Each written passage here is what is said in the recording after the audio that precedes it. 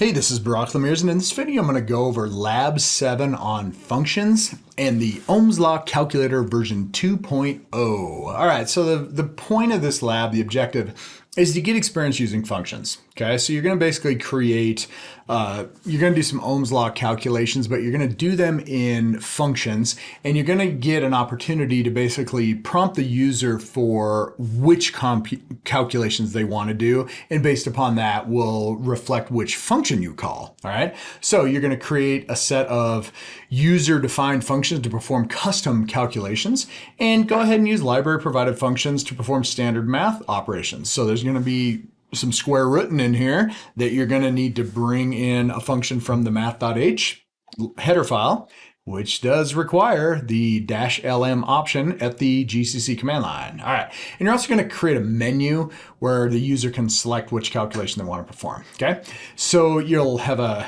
screenshot of your results for a variety of options, source code, deliver those buddies, and you're good to go. All right, so here we are. We are at the Ohm's Law Revisited. Now, this is the Ohm's Law wheel. And in this situation, what we're going to do is last time we kind of we did a function where we didn't need to use like a square root. So it was really kind of easy. Well, it was straightforward.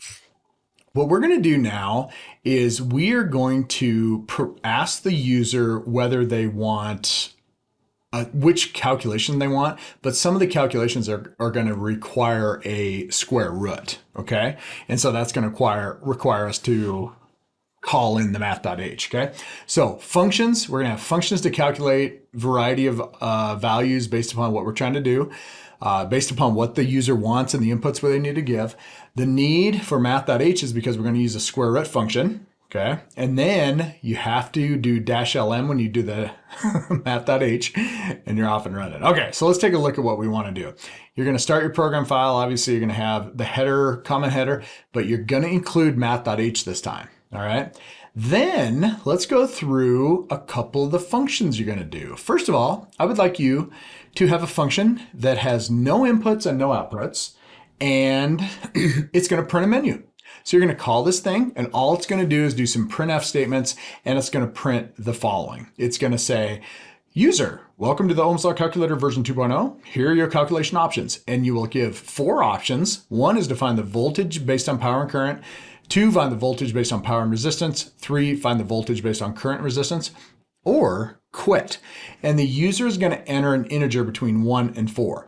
And you are going to do these calculations. You're basically going to provide the voltage, but you'll either do P over I, P times R square root, or I times R. Notice that each of these brings in different values. So based upon the user's choice, you're going to then prompt them for the particular inputs. So if the user says, I want to get voltage based upon P and I, you'll prompt them for P and I. If they want voltage based on P and R, you'll prompt them for P and R. Okay, so let's go down and look at some functions. All right, so here is the menu. Now you're going to have 3 functions. You're going to have calc v from P and I, from P and R, and from I and R. So if you look at these, all of these take in 2 arguments. They're all going to be doubles because they're going to be real numbers, and we need to have enough precision to do something right.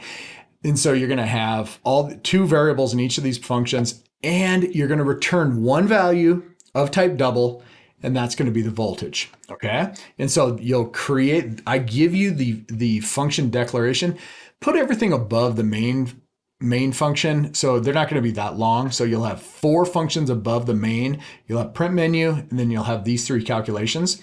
And then what you're going to do is after you print the menu, you will prompt the user for an integer between 1 and 4. And then if they enter 1, 2, or 3, you will then do the calculation.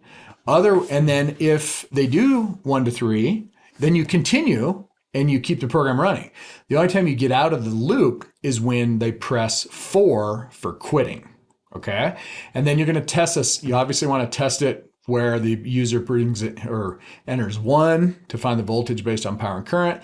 You're going to want a test case where they find the voltage based on power and resistance. You want 1 where they do voltage based on current and resistance, and you want 1 where they quit. So I give you test options of what it's going to look like. And you should also test an invalid option. Okay, so let's take a look at what this is going to look like. So here's your program. Here's what your program is going to look like. So I'm sitting here. I'm going to clear this buddy up. I'm going to go. So here's my executable Ohm's Law v2. I'm going to run this thing. Welcome to Ohm's Law Calculator version 2.0. Here are your calculation options. I'm going to say choice 1. Enter P in watts. All right, how about 100 watts? Enter I in amps. How about 5 amps? Your voltage is 20 volts. And notice that it kept in the loop. So now it's like, okay, what do you want to do now? How about finding the voltage based on power and resistance? Option 2. I run it. Give me your power. Let's try 30 watts. Give me your ohmage. How about 50 ohms? Your voltage is 38 volts. Continue. Let's try option 3. All right, voltage based on current and resistance. Give me your current in amps. All right, how about 15? Give me your resistance in ohms. How about 1,000? Your voltage is 15,000 volts. Now let's quit.